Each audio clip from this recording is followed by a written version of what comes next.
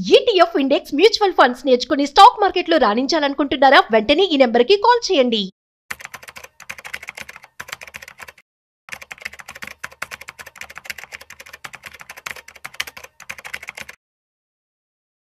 నమస్తే, నేను జీవి సత్యనారాయణ.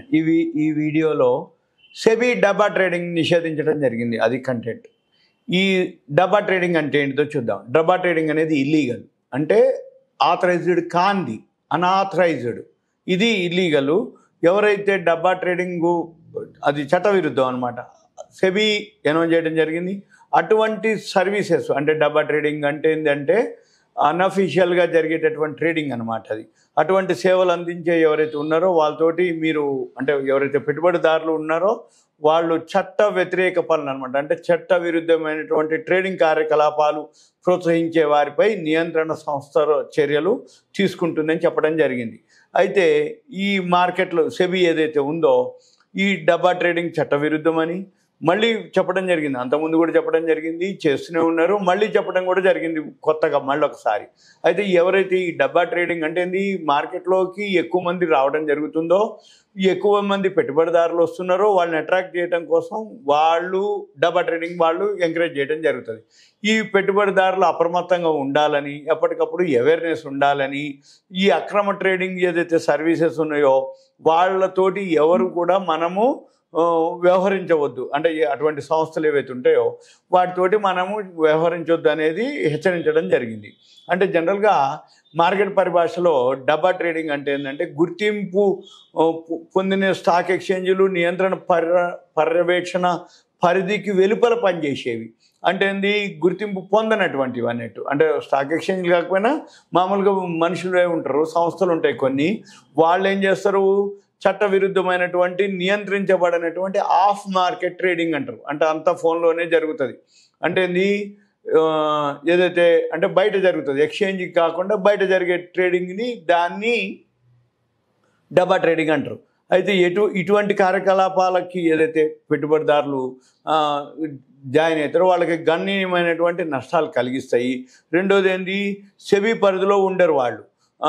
ఏదైతే ఉందో 1992 చట్టం న్యాయ సంహిత 2023 యొక్క వివిధ నిబంధనలను ఉల్లంఘించటం సెబీ ఒక ప్రకటనలో తెలపడం జరిగింది. ఇది 1956 సెక్యూరిటీస్ కాంట్రాక్ట్ యాక్ట్ ప్రకారం SCRA చట్టం ప్రకారం సెబీ చట్టం 1992 భారతీయ న్యాయ సంహిత 2023 యొక్క వివిధ నిబంధనలను ఉల్లంఘిస్తున్నాయని సెబీ ఒక ప్రకటనలో పేర్కొనడం జరిగింది.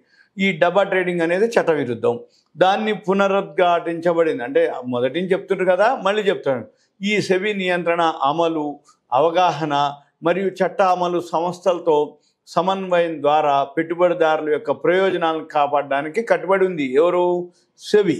అయితే ఈ డబ్బా ట్రేడింగ్ అనేది చట్ట విరుద్ధం కాబట్టి పెట్టుబడిదారులు అప్రమత్తంగా ఉండాలని మరియు చట్ట విరుద్ధమైనటువంటి ట్రేడింగ్ సేవలని అందించే ఏ సంస్థలోనూ వ్యవహరించొద్దని సూచించడం జరిగింది అని రెగ్యులేటర్ తెలపడం జరిగింది.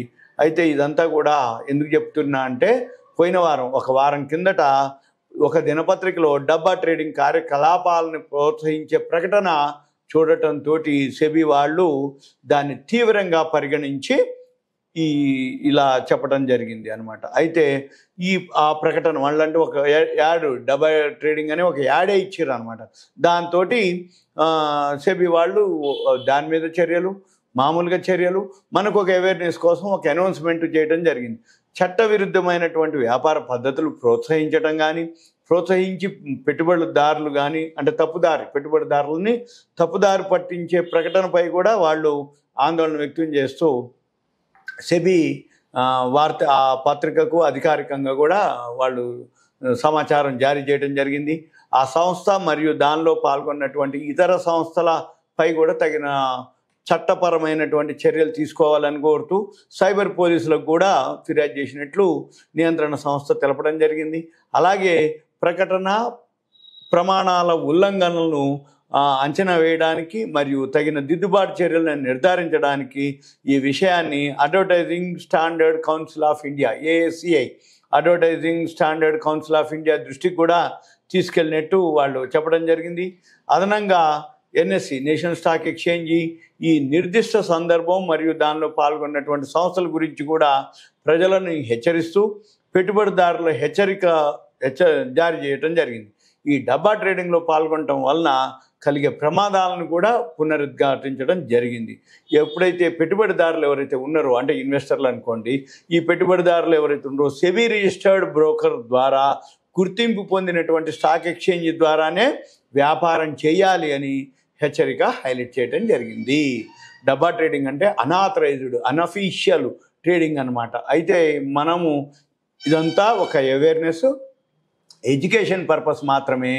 ఎప్పటికప్పుడు ఈ సెబీలో ఏమేమి చేంజెస్ వస్తున్నాయి, సెబీ నామ్స్ ఏంది, రూల్స్ ఏంది, రెగ్యులేషన్స్ ఏంది, టర్మ్స్ అండ్ కండిషన్స్ ఏంది, డూస్ డోంట్ అంటే ఏం చేయాలి ఏం చేయకూడదు అవన్నీ మనం కనుక తెలుసుకోగలిగి చేయడం అనేది ఉత్తమం. ఇది ఓన్లీ అవేర్నెస్ ఎడ్యుకేషన్ ఇన్ఫర్మేషన్ మాత్రమే.